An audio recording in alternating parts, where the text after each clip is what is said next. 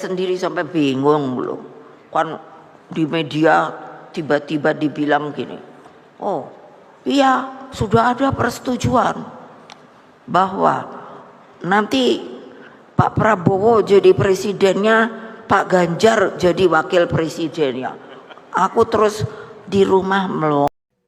Sebelum kita lanjutkan dialog kabar petang Bapak-Bapak, kita simak dulu kembali pernyataan dari Ketua Umum PDIP Megawati Soekarno Putri yang menegaskan tidak akan membuka peluang dua poros dalam pemilihan presiden 2024 mendatang. Saat ini, Ganjar Pranowo telah ditetapkan sebagai bakal calon presiden yang diusung oleh PDIP. Bahkan pada hari terakhir Rakernas keempat PD Perjuangan berfokus pada strategi untuk memenangkan Ganjar. Loh, saya sendiri sampai bingung loh, kan di media tiba-tiba dibilang gini, oh iya sudah ada persetujuan bahwa nanti Pak Prabowo jadi presidennya, Pak Ganjar jadi wakil presidennya. Aku terus di rumah melongo, baik. Ini yang ngomong ki sopo yo? Lah aku kok ketua umumnya malah nggak ngerti. Coba, wes nggak usah didengerin. Lo kok enak banget gitu loh, gatok-gatok kan. Nah, kamu mau nggak?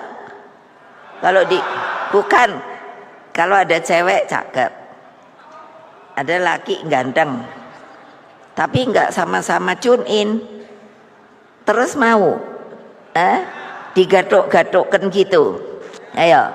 Padahal yang perempuan udah punya pacar, yang laki udah punya pacar, ayo mau apa enggak? Tapi nggak semua ngomong, berarti ada yang mau. Payah anak buah saya. Aduh, gawat. Ya, kita lanjutkan dialog kabar petang kembali ke Mas Arya Bima menjawab pertanyaan yang bergantung. Ini tadi pernyataan dari Bang Kodari. Betulkah memang Mas Arya bahwa sebenarnya untuk cawapres dari Ganjar Pranowo ini harus menggunakan pakem nasional religius, sedangkan Gibran ini mungkin tidak memenuhi syarat sehingga tidak dipertimbangkan. Tapi satu sisi tidak mau juga Gibran ini untuk menjadi cawapresnya Pak Prabowo. Partisipasi publik di dalam era demokrasi saat ini yang mengarah pada figur di dalam keinginannya untuk menjadi capres-cawapres itu hal yang biasa dalam dinamika mendekati keputusan pencalonan KPU tanggal 25 Oktober ya. Dan figur-figur ini tentu tidak bisa lepas dari hal-hal yang menyangkut berbagai kriteria, termasuk kompetensi seseorang, kapabilitas, termasuk dalam halnya Mas Gibran. Munculnya artikulasi ke figur Mas Gibran ini memang banyak dimulai dari kawan-kawan Gerindra yang beberapa kali juga kader-kader menyampaikan judicial review untuk batas umur calon wakil presiden.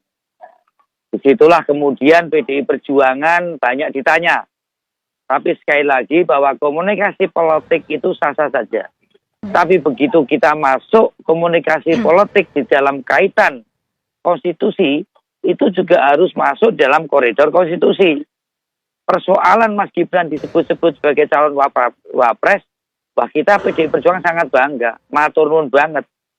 Ibu Mega partai ini semakin banyak anak-anak muda ya, baik di legislatif ya maupun di eksekutif, di kepala daerah. Ini muncul persemen-semen anak muda.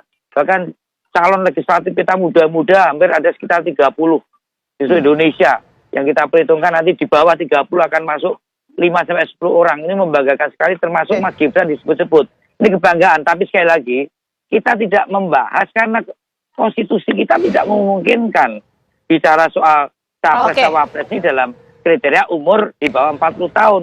Kemudian kalau kita judicial review, konstitusi kan sandaran terakhir kita, keputusan konstitusi kita, apalagi Mahkamah Konstitusi, kan nggak bisa tendensius pada orang per orang yang terlalu terlihat motifnya itu pada hal-hal yang tidak bersifat. Oke, kita tangkap poinnya Mas Arya.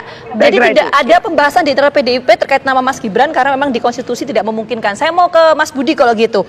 Jadi kenapa nama Gibran ini muncul di radar Partai Gerindra? Apakah memang, kalau tadi kan Bang Kodari menyampaikan bahwa kalau bicara soal Gibran pasti ini adalah representasi dari Presiden Jokowi. Apakah itu yang dilihat oleh Partai Gerindra?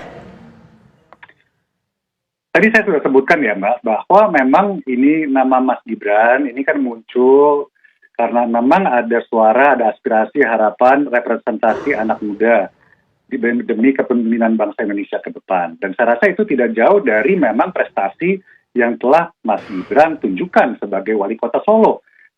Kita melihat bersama bahwa beliau menunjukkan kapasitas yang baik, yang mumpuni, dan ditunjukkan dalam beberapa jejak pendapat atau survei. Dan ini hal yang saya rasa patut menjadi poin dalam kita membahas pemimpin-pemimpin yang akan datang. Oke, kalau Mas Gibran bukan anak dari Presiden Jokowi, apakah juga akan dipertimbangkan oleh Gerindra, Ini Mas Budi? adalah sebuah representasi suara keinginan anak-anak muda dari berbagai kalangan. Dan itu kita tangkap, kita hormati aspirasi tersebut. Seperti tadi Mas Aryo Bima mengatakan bahwa ada semangat anak-anak muda ini yang kita tidak bisa bendung. Itu menjadi masukan bagi kami semua, termasuk partai-partai politik dalam membahas siapa saja calon-calon pemimpin ke depan, termasuk calon wakil presiden. Baik Mas Budi. Terakhir ke Mas Kodari, ini kan kembali lagi kepada putusan MK soal batasan usia capres-cawapres. Tapi kalau melihat arah ke depannya, Gibran ini akan berakhir di mana? Menjadi cawapres Pak Ganjar atau cawapres dari Pak Prabowo?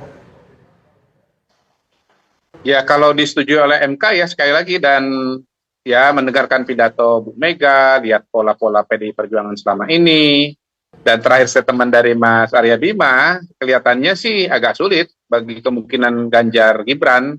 Dan kalau Ganjar Gibran tidak terwujud, ya berarti opsinya ada di Prabowo Gibran, begitu. Tetapi ya balik lagi ya, kita semua harus menunggu keputusan dari Mahkamah Konstitusi, dan nggak ada diskusi lagi kita ini, karena kita susah diskusi ketika Mahkamah Konstitusinya belum mengambil keputusan. Semua ini masih perandai-andaian, dan menurut saya keputusan dari MK inilah yang kemudian yang akan membuat keputusan final mengenai pasangan calon presiden wakil presiden ini masih akan tertunda. Tapi satu hal menurut saya yang bisa kita ambil dari Rakernas keempat PDI Perjuangan adalah bahwa pasangan Prabowo dan Ganjar itu sudah tidak mungkin itu. Ini kan banyak dibahas oleh teman-teman media. Nah, tadi udah dimarahin sama Bu Mega. Ketua umum aja nggak tahu gitu.